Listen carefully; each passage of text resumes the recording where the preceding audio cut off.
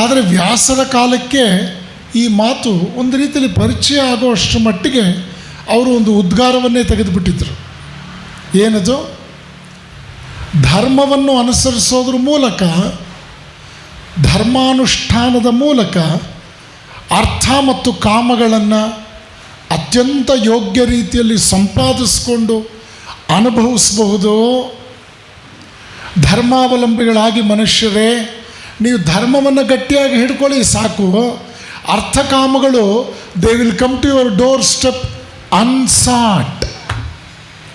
ನೀವು ಕೇಳಲೇಬೇಕಾಗಿಲ್ಲ, ಅದು ಓಡಿ ಬಂದು ನಿಮ್ಮ ಮನೆ ಬಾಗಿಲಲ್ಲಿ ಬೀಳುತ್ತೆ, ನಿಮ್ಮ ಪಾದದ ಹತ್ರ ಬೀಳುತ್ತೆ ಅಂತ ವೇದವ್ಯಾಸರು ಹೇಳಿದ್ರು. ಧರ್ಮವನ್ನು ಅನುಸರಿಸಿ ನಿಮಗೆಲ್ಲವೂ ಸಿಗುತ್ತೆ ಅಂತ ಎರಡೂ ಕೈ ಎತ್ತಿ ನಾನು ಪ್ರಪಂಚದಲ್ಲಿ ಕರೀತಾ ಇದ್ದೀನಿ. ಆದರೆ ಜನ ತೂಕಡಿಸ್ತಾ ಇದ್ದಾರೆ. ಜನ ಇದನ್ನು ಸೀರಿಯಸ್ಸಾಗಿ ಕೇಳ್ತಾ ಇಲ್ಲ.